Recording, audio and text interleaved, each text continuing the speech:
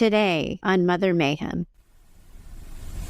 Remember, too, what you give your attention to grows.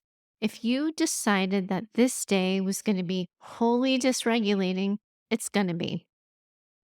If you decide that this is going to be hard to recover from, it will be. You have some control here in how dysregulated and triggering you let this time be.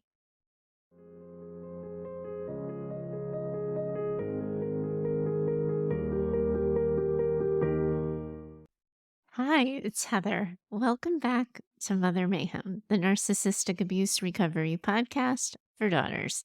Now, here's a fun fact. Around this time last year, I was already working behind the scenes on Mother Mayhem. I was working on those first 8 foundational episodes, and I really wanted them all done before I even published the first episode. It's really hard to believe that in just 6 weeks, it's going to have been a year since that first episode of Mother Mayhem dropped. Now, I remember messaging Clark at the time and saying, like, oh my goodness, I am dodging a bullet right now. Next year, I'm going to have to be thinking about how in God's name am I going to cover the clusterfuck that is Mother's Day for a community of daughters with narcissistic mothers. And now, ladies, that day is here and upon us. And I would really like to think that with just under a year's worth of episodes under our belt, I easily have you all covered. But I can promise you that this topic and this conversation is just as daunting now as I imagined it was going to be a year ago. As with every episode, this is my promise to try to do my very best to do right by you. Except with a 5-year break, I have been a therapist since 2009. And I can tell you that consistently, the hardest time of the year for my clients has always been Mother's Day. It's hard to be a mother on this day, and it's hard to be a daughter with an emotionally limited mother on this day. There are so many expectations to manage, dodge, understand, and communicate. And it is just such a triggering time. I remember a little bit too when I was a teenager. I didn't really relate so much to being the daughter of a narcissist or an emotionally limited mom as much as I related to being a motherless daughter. And I was always painfully reminded of the fact that my mom had died. And just thinking about seeing the Mother's Day card section could do me in, and seeing it would lead often to just full on weeping in CVS. Oh, CVS is a drugstore on the East Coast. I talk like everybody knows where I go. The other thing that would happen is I would hear friends bitching about having to do something for their moms. And I just would want to scream at them that they should be grateful to have moms that were alive and that there were worse things in the world than having to spend your allowance on Mother's Day. I was really charming, wasn't I?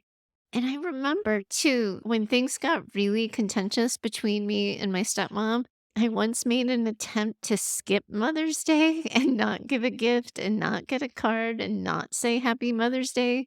And I defiantly said, she's not my mother. I was most certainly, most definitely grounded and punished for that particular outburst. I used to daydream at one point about being a greeting card writer for dysfunctional families. Can't you just imagine for a second? Dear mom, you were never really there for me as a kid, but I get it now. You're a narcissist. Where are those cards when you need them? I remember too, in my first years as a therapist, hearing other women's stories on Mother's Day. And at first, I have to tell you, even though I was a therapist, it really caught me off guard. They too were losing their shit in the Hallmark card aisle. And they too were feeling like the whole holiday was a lie.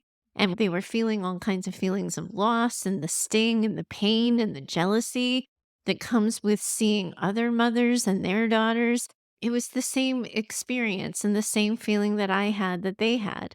Even now, a year into this, guys, I don't think I ever knew how many women out there are living with this feeling of being disconnected, traumatized, and upset by their childhood relationships with their mothers, their adult relationships with their mothers. It really hasn't been until the letters started pouring in from all of you listening to the show that I really wrapped my mind around it. But here's the thing, Mother's Day really is an emotional clusterfuck of epic proportions for a lot of you listening right now. We also know and have established before on the show that narcissists are worse during the holidays. They can't share attention, they can't manage themselves, and they're largely dysregulated. This makes it inevitably harder on all of you. Those of you in contact with your moms and are trying to plan something nice for them are inevitably set up to fail. And if you're mothers yourselves wanting special time with your own kids, it can be impossible as your mom is highly unlikely to be willing to share the day with you, to share the attention with you, to share anything with you. It's as if she's the only mother in the family. So then she's disappointed, you're disappointed, and then your kids end up disappointed when they can't just have you to themselves. Like I said, clusterfuck. It just hurts. And I actually don't imagine that there's anything I'm going to be able to say here that's going to make it not hurt. My goal in today, in talking to all of you, is to offer you support, presence of this community, for you to feel that you are truly in this with women around the world. I also want you to go into the day feeling more in control of it, of your choices, and I want you to build strategies for relief. There is no such thing as it is what it is or it's going to be what it's going to be. You can get in the driver's seat of this for yourselves and take the bull by the horns a little bit and see what you can do for yourself with your own limitations, because I know your mom puts them on them. So we're not pretending that you're doing this in Mayberry, but that there are ways and moments and opportunities where you can offer yourself relief or plan for relief on the other side. And that's really what I want for you. So, first, I want to walk you through how this day has historically gone for you. Where does it hurt the most? Where historically has it been the most hard? And what might make it easier? We have so many daughters listening in right now with so many different stories and situations. We have some daughters who are going to be seeing their mothers for the holiday, and they're going to be managing all of those pressures and expectations that come with trying to be good enough, keeping the peace, and avoiding conflict. We have some daughters who have gone no contact and will be battling pressures, smear campaigns, and an intrusion on boundaries. Some may be so grateful to be done and not giving their moms another thought. Some are going to be second guessing themselves. Some will be grateful that they've gone no contact, but they will be so sad, lonely, and grieving for all they wish the day could be, and no, it will never be. Above anything, I want you to validate your experiences and feelings about all of this. I want you to find your safe people that you can lean on for support. Those of you making plans for your moms, I want you to make care plans for yourselves first. What supports can you put in place to make the day easier on you? Those of you who are mothers yourselves and who have also had to deal with your mothers, I want to remind you that Mother's Day is just a random day assigned on the calendar. In fact, the UK has a different day, and then there's other parts of Europe that also have a different day. If your mom is going to ruin your Mother's Day and you know this, maybe consider making your Mother's Day different than hers so you don't have to share it with her. Tell your kids you want to do something special with them the week before or the week after. Now, historically, I have to tell you and be honest that daughters I've worked with often get resentful and resistant to that idea because they feel like it just sort of highlights this idea that their moms come first and they come second. I sort of disagree with that a little bit. I believe in crafting holidays to be whatever we want and need them to be in order to set them up for success. And if they were going to do anything different in terms of boundaries with their moms to ensure that the holiday could be the way they wanted it to be on the day they wanted it to be, they would have my full support. But a lot of times when I'm giving this idea, it's because they're not at a place to set firmer boundaries with their moms, so I'm trying to help them plan the day they want, meet themselves where they're at, and to plan the day as they need it to be and meeting themselves where they're at in that way. People reschedule birthdays all the time when someone gets sick. My husband was in the hospital for most of 2015, and we moved most of the holidays that year to fit in between the margins of when he was well. We can be sad that things have to shift, but we also have to own our experiences and how we want them to be for ourselves. This is about holding both, grieving that your parental relationships require this level of maintenance, while also empowering yourselves to let yourselves have the day just as you like it. And while I'm here talking to you moms about your own Mother's Days, let me use this moment to encourage you to communicate with your family how you would like the day to go and what you would like it to be like. I have sat with so many crestfallen moms in the days after Mother's Day because they were let down by their own families. As much as possible, I encourage you to talk to your families and offer specifics about what you want or don't want for that particular day. Asking for needs to be met is always going to be such a vulnerable thing for anyone, especially so for you daughters.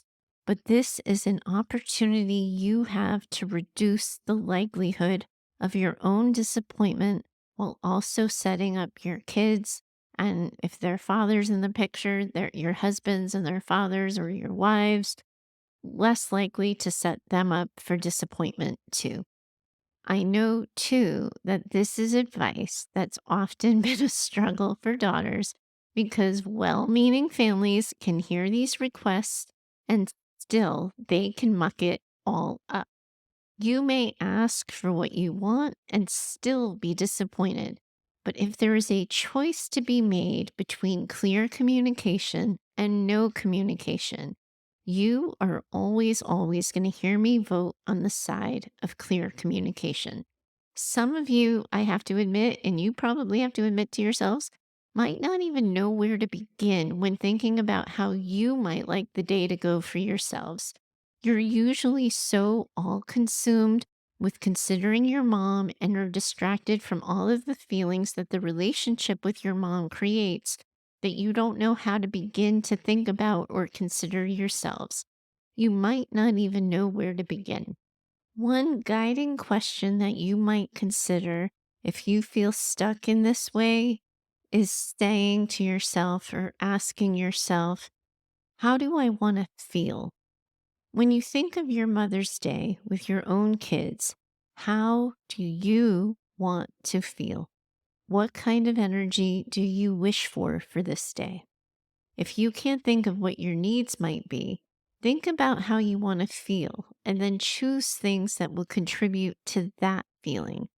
If you're not going to be in contact with your mom for Mother's Day, you might also need to spend some time thinking about how you want to feel. If you're used to being or feeling distracted or you're used to experiencing grief, what would you need to have in place to make those things and those feelings easier? How might you be able to get a care plan in place for yourself so that this hard day can be less hard? I think sometimes we make decisions for how days are going to go or how we're going to feel, and it can be like writing a little bit of a self fulfilling prophecy.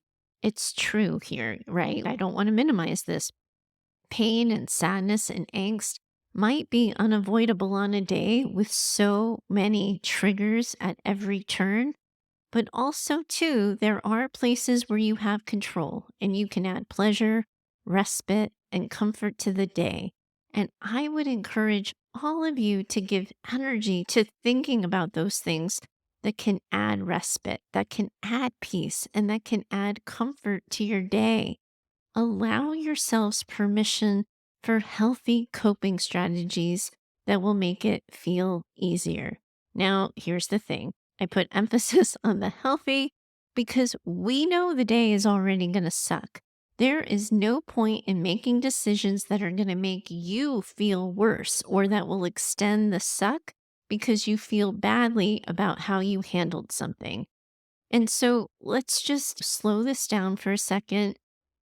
I'm finding myself nervous in my belly talking about this, and I'm second guessing and making sure I have covered all the points. Whew, okay, let's just slow this down. I think I'm talking really fast too because I'm nervous. So I'm going to slow down.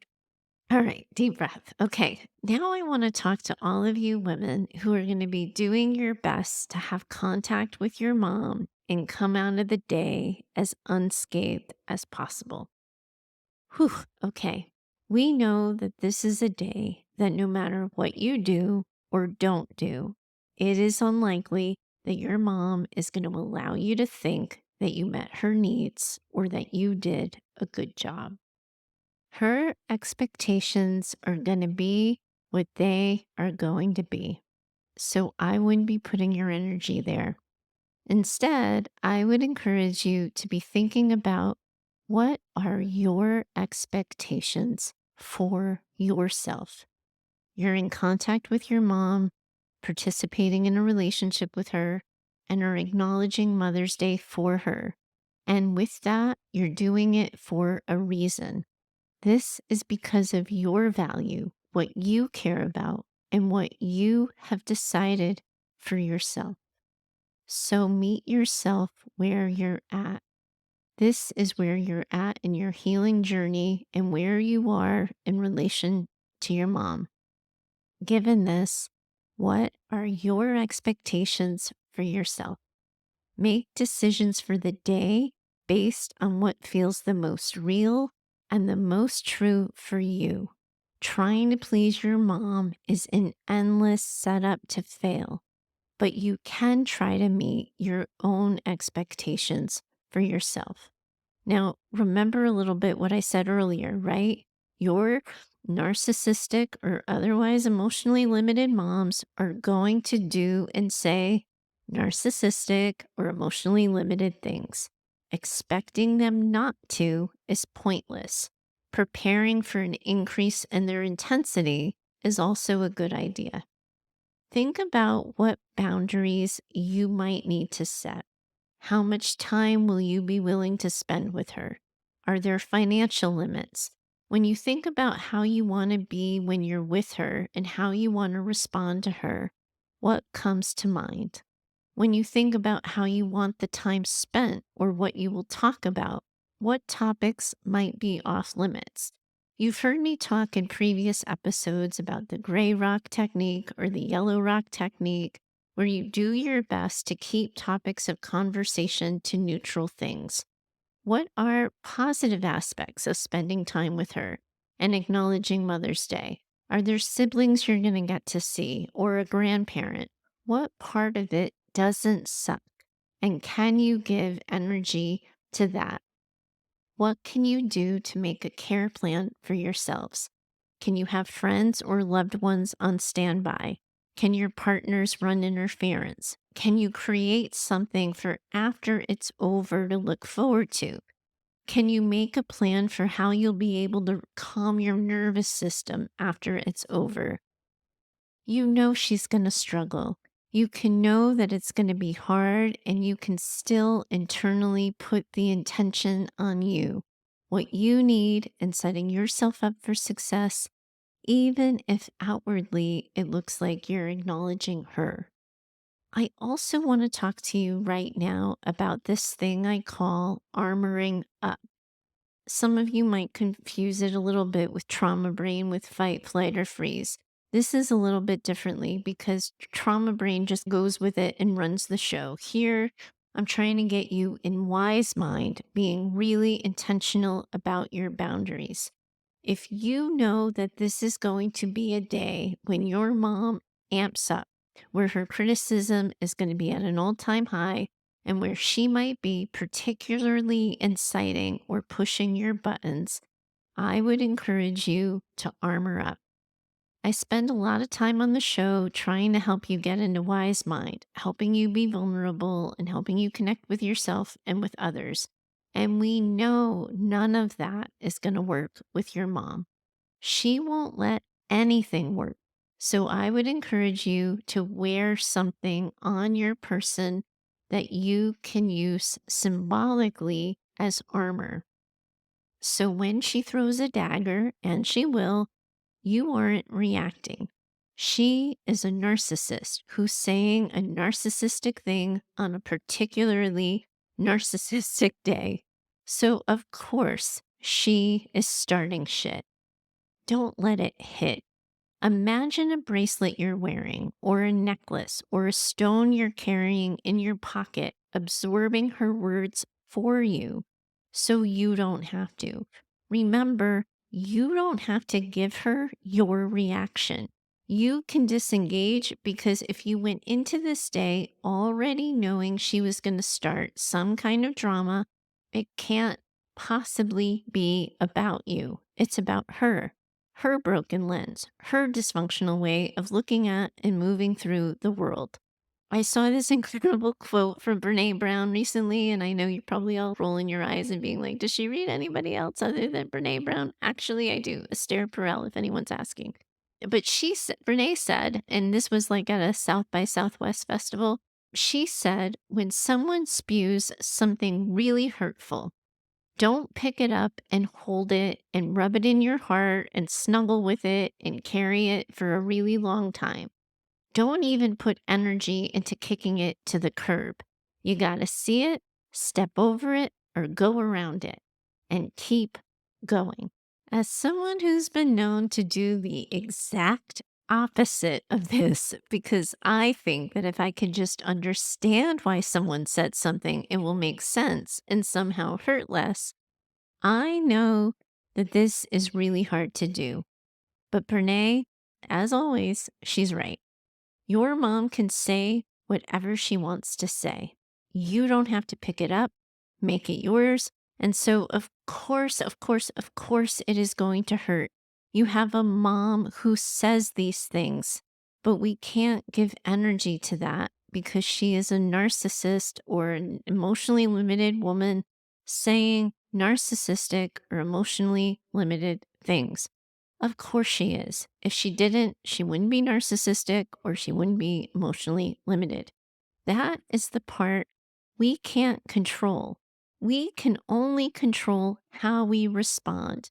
And I would make a plan for responding to her with a neutral affect. If she's inciting, remember what I've said to you on the show before. Just affirm for her that you know she disagrees. You know she disapproves. You know she was hoping for more. You know, etc. Don't apologize. Don't explain. Just, I know you wish this was different. I know you don't understand. I know you wished for more time. I know you were hoping for something else. I also want to be really clear here. Try not to hope for or expect thank you. That can be really hard because you've been intentional and thoughtful, and of course, you want to be acknowledged.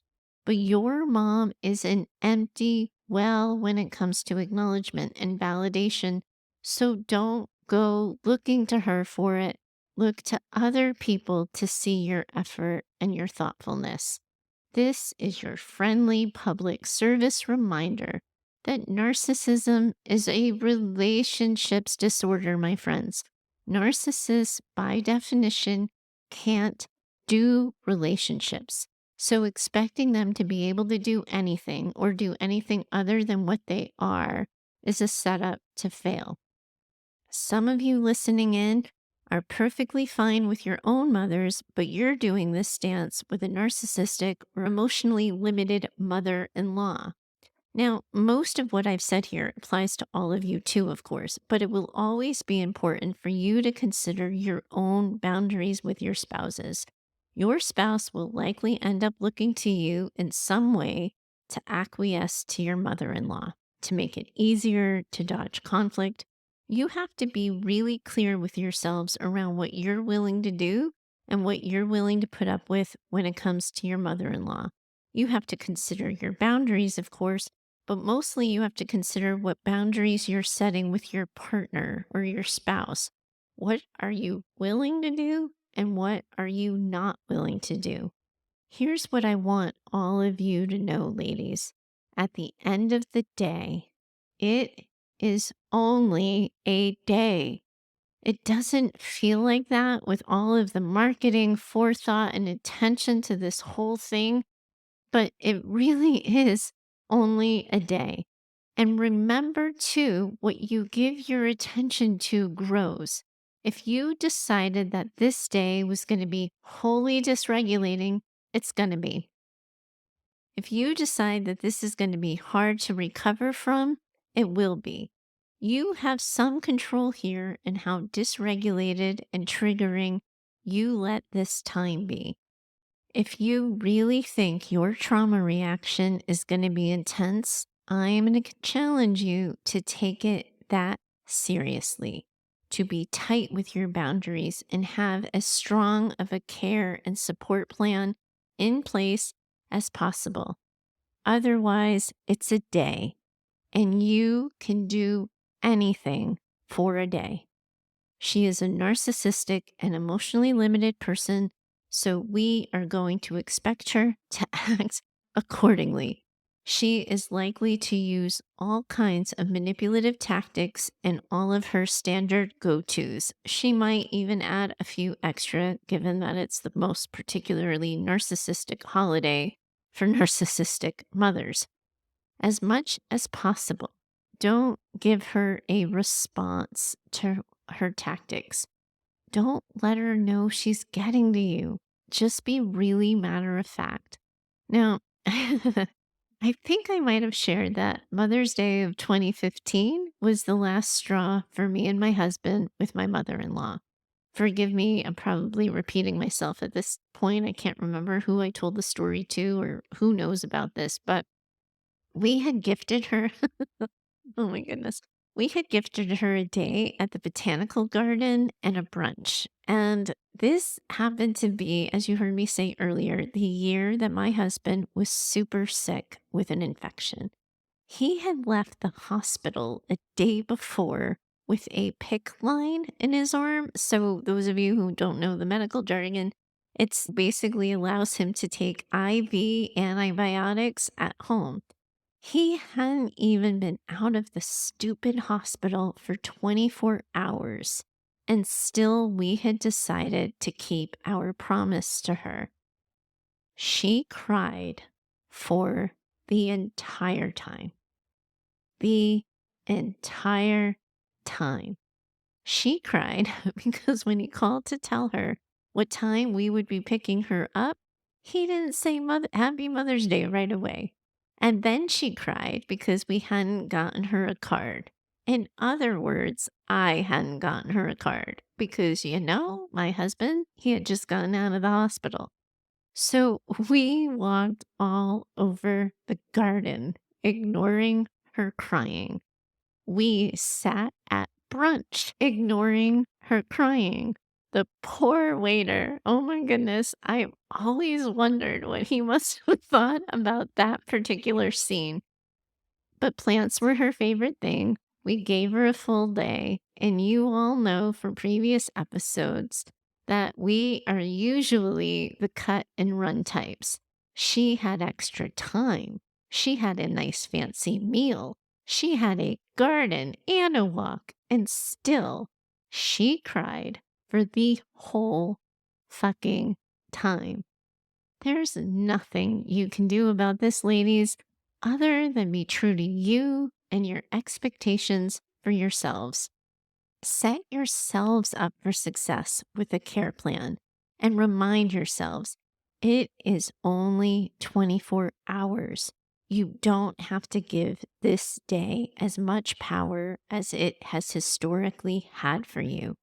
You can do anything for 24 hours, and you are doing it with a community of women around the world who are in this with you. And I most definitely am too. Hang in there, friends. Hang in there. Bye for now. I'm so grateful that you're here. You're right where you're supposed to be. At its heart, I'm hoping to use this show to build a community of women working together to heal from childhoods marked by maternal narcissism and emotional neglect. My goal for Mother Mayhem is that this show becomes an advice and mentoring driven show where you share your questions, struggles, and stories, and I offer you direction for healing and recovery. That can't happen without your contributions. I invite you to send a recorded voice memo or write in an email with your questions and things you're struggling with. You can always find me over at heather@daughtersnpd.com. To connect further, I invite you to find me over at Instagram and occasionally on TikTok at DaughtersNPD. If you know another woman who needs this conversation in her life, I'm going to ask that you share the show with her. You can help me get the word out with your reviews and social shares of the show, and I hope you'll consider doing so. Special thanks to Heather Clark for editing this show. She's in my head and knows what I meant to say when the words come out backwards. Thanks for your time today. I'm always in it with you. Bye for now.